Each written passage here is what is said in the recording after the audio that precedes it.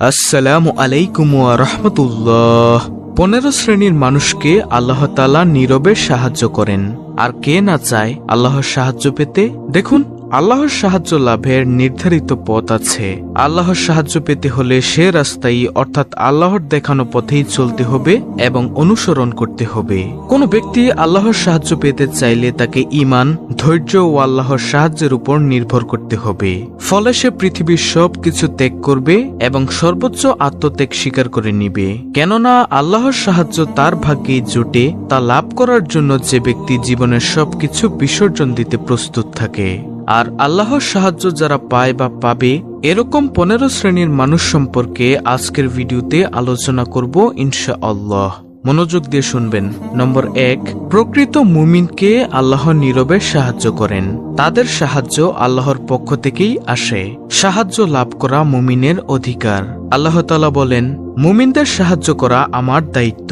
সূরা আল room আয়াত নম্বর 47। আল্লাহ যাকে সাহায্য করেন তাকে পরাজিত করার মতো কোনো শক্তি নেই। আর আল্লাহ যাকে অপদস্থ করেন তাকে সাহায্য করার মতো কেউ নেই। পবিত্র কুরআনে ইরশাদ হয়েছে, আল্লাহ তোমাদের সাহায্য করলে তোমাদের উপর জয়ী হওয়ার কেউ থাকবে না। আর তিনি তোমাদের সাহায্য না করলে তিনি ছাড়া এমন কে আছে যে তোমাদেরকে সাহায্য করবে? মুমিনরা আল্লাহর উপরই নির্ভর করুক। সূরা আলে ইমরান আয়াত নম্বর 160। নম্বর 2, যারা সাহায্য চায় আল্লাহ তাদের নীরবে সাহায্য করেন। মুমিন যখন আল্লাহর সাহায্য কামনা করে তখন আল্লাহ তাআলা তার সাহায্যে নীরবে এগিয়ে আসেন। ইরশাদ হয়েছে, স্মরণ করো, তোমরা যখন তোমাদের প্রতিপালকের কাছে সাহায্য প্রার্থনা করেছিলে তখন তিনি তোমাদের জবাব দিয়েছিলেন, আমি তোমাদের সাহায্য করব 1000 ফেরেশতা দ্বারা, যারা একের পর এক আসবে। সূরা আনফাল আয়াত নম্বর 9। নম্বর 3, দুর্বলকে সবলের বিপক্ষে আল্লাহ তাআলা নীরবে সাহায্য করেন। মহান আল্লাহর সংখ্যায় অল্প এবং দুর্বলদেরকে সবলের বিপক্ষে নীরবে সাহায্য করেন। যেমন তিনি তালুতের অনুসারীদের জালুতের বিরুদ্ধে বিজয় দান করেন। পবিত্র কুরআনে ইরশাদ হয়েছে, তারা বলল, আল্লাহর হুকুমে কত ক্ষুদ্র দল কত বৃহৎ দলকে পরাভূত করেছে। আল্লাহ ধৈর্যশীলদের সঙ্গে আছেন। সূরা বাকারা আয়াত নম্বর 249। নম্বর 4, আল্লাহ শক্তিহীনকে নীরবে সাহায্য করেন। আল্লাহ কখনো কখনো উপায় উপকরণ ও শক্তিহীন মানুষকে তার সাহায্যের মাধ্যমে রক্ষা করেন। ইরশাদ হয়েছে, আল্লাহ তাকে সাহায্য করেছিলেন যখন অবিশ্বাসীরা তাকে বহিষ্কার করেছিল এবং সে ছিল 2 জনের দ্বিতীয় জন। যখন তারা উভয়ে গুহার মধ্যে ছিল সে তখন তার সঙ্গীকে বলেছিল, বিষণ্ণ হইও না, আল্লাহ তো আমাদের সাথেই আছেন। সূরা তাওবা আয়াত নম্বর 40। নম্বর 5, যারা আল্লাহকে সাহায্য করে আল্লাহ তাদের সাহায্য করেন। আল্লাহ তার সেসব বান্দাকে সাহায্য করেন যারা বিশুদ্ধ ঈমান, নেক আমল ও দিন প্রতিষ্ঠা প্রচেষ্টার মাধ্যমে আল্লাহকে সাহায্য করেন। ইরশাদ হয়েছে, হে মুমিনরা, যদি তোমরা আল্লাহকে সাহায্য করো আল্লাহ তোমাদেরকে সাহায্য করবেন এবং তোমাদের অবস্থান দৃঢ় করবেন।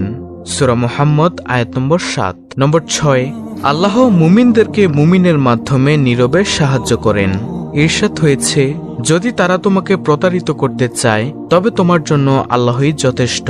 তিনি তোমাকে স্বীয় সাহায্য ও মুমিনের দ্বারা শক্তিশালী করেছেন এবং তিনি তাদের পরস্পরের হৃদয়ের মধ্যে প্রীতি স্থাপন করেছেন। সূরা আনফাল আয়াত নম্বর 62 থেকে 63। নম্বর 7, মুমিনদেরকে ফেরেশতা ও প্রাকৃতিক শক্তির মাধ্যমে আল্লাহ নীরবে সাহায্য করেন। আল্লাহ তাআলা ফেরেশতা ও প্রাকৃতিক শক্তির মাধ্যমেও মুমিনদেরকে সাহায্য করেন। ইরশাদ হয়েছে, হে মুমিনরা, তোমরা তোমাদের প্রতি আল্লাহর অনুগ্রহের কথা স্মরণ করো যখন শত্রু বাহিনী তোমাদের বিরুদ্ধে সমাগত হয়েছিল এবং আমি তাদের বিরুদ্ধে প্রেরণ করেছিলাম ঝঞ্ঝাবায়ু এবং এক বাহিনী যা তোমরা দেখনি। সূরা আহজাব আয়াত নম্বর 9। নম্বর 8, শত্রুর মনে ভয় সৃষ্টি করে আল্লাহ মুমিনদেরকে নীরবে সাহায্য করেন। আল্লাহ বলেন, তোমরা কল্পনাও করোনি যে তারা নির্বাসিত হবে এবং তারা মনে করেছিল তাদের দুর্গগুলো তাদেরকে রক্ষা করবে আল্লাহ থেকে। কিন্তু আল্লাহর শাস্তি এমন এক দিক থেকে এলো যা ছিল ধারণাতীত এবং তাদের অন্তরে তা ত্রাসের সঞ্চার করল। সূরা হাশর আয়াত নম্বর 2। নম্বর 9, ধৈর্যশীল ব্যক্তিকে আল্লাহ নীরবে সাহায্য করেন। যারা দিনের উপর চলতে গিয়ে বিভিন্ন বিপদের শিকার হয় এবং ধৈর্য ধারণ করে আল্লাহ তাদেরকে নীরবে সাহায্য করেন। আল্লাহ বলেন, হে মুমিনরা, তোমরা ধৈর্য ও নামাজের মাধ্যমে সাহায্য চাও। নিশ্চয়ই আল্লাহ ধৈর্যশীলদের সঙ্গে আছেন। সূরা বাকারা আয়াত নম্বর 153। নম্বর 10, দুনিয়ার জীবনে নিজেকে হেফাজত করতে যারা আল্লাহর বিধান অনুযায়ী বিবাহ বন্ধনে আবদ্ধ হতে চায় তাদেরকে সাহায্য করাও আল্লাহর দায়িত্ব হয়ে যায়। আল্লাহ তাআলা বলেন, তোমাদের মধ্যে যারা বিবাহহীন তাদের বিয়ে সম্পাদন করে দাও, এবং তোমাদের দাস ও দাসীদের মধ্যে যারা সৎকর্মপরায়ণ তাদেরও। তারা যদি নিঃস্ব হয় তবে আল্লাহ নিজ অনুগ্রহে তাদেরকে সচ্ছল করে দিবেন। সূরা নূর আয়াত নম্বর 32। নম্বর 11, ওই ব্যক্তিদেরকে সাহায্য করাও আল্লাহ তাআলার দায়িত্ব যারা আল্লাহর বিধানগুলোকে পৃথিবীতে বাস্তবায়ন করতে বাতিলের সঙ্গে প্রাণপণ চেষ্টার মাধ্যমে নিজেকে নিয়োজিত করেন। মিশকাত। নম্বর 12, আল্লাহ ভীরু ও দয়াশীল মানুষকে আল্লাহ নীরবে সাহায্য করেন। আল্লাহ তাআলা মুত্তাকি ও দয়াশীল মানুষের সঙ্গে থাকার ঘোষণা দিয়েছেন। তিনি বলেন, নিশ্চয়ই আল্লাহ তাদের সঙ্গে আছেন যারা আল্লাহ ভীরু ও অনুগ্রহকারী। সূরা নাহল আয়াত নম্বর 128। নম্বর 13, আল্লাহর পথে আহ্বানকারীকে আল্লাহ নীরবে সাহায্য করবেন। যারা মানুষকে আল্লাহর পথে আহ্বান করে আল্লাহ তাআলা তাদের সাহায্য করেন। আল্লাহর দুই নবী মুসা ও হারুন আলাইহিসসালামকে ফেরাউনের কাছে দ্বীনি দাওয়াত নিয়ে যাওয়ার নির্দেশ দিয়ে বলেন, তোমরা ভয় পেও না, নিশ্চয়ই আমি তোমাদের সঙ্গে আছি, আমি শুনি ও দেখি। সূরা তাহা আয়াত নম্বর 46। নম্বর 14, বিপদগ্রস্ত মুমিনকে আল্লাহ নীরবে সাহায্য করেন। যখন কোনো মুমিন বিপদগ্রস্ত হয় এবং তারা আল্লাহর সাহায্য কামনা করে আল্লাহর সাহায্যের মাধ্যমে তাদের সঙ্গে থাকেন।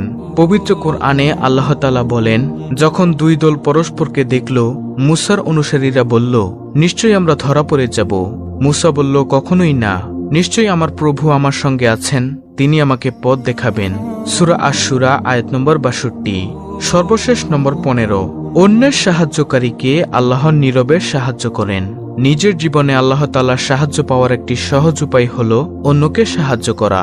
মানুষকে সহযোগিতা করলে নিজের কাজেও আল্লাহ তাআলার সাহায্য পাওয়া যায়। এটা অনেক বড় সওয়াবের কাজ, এর ফলে ফজিলত অনেক।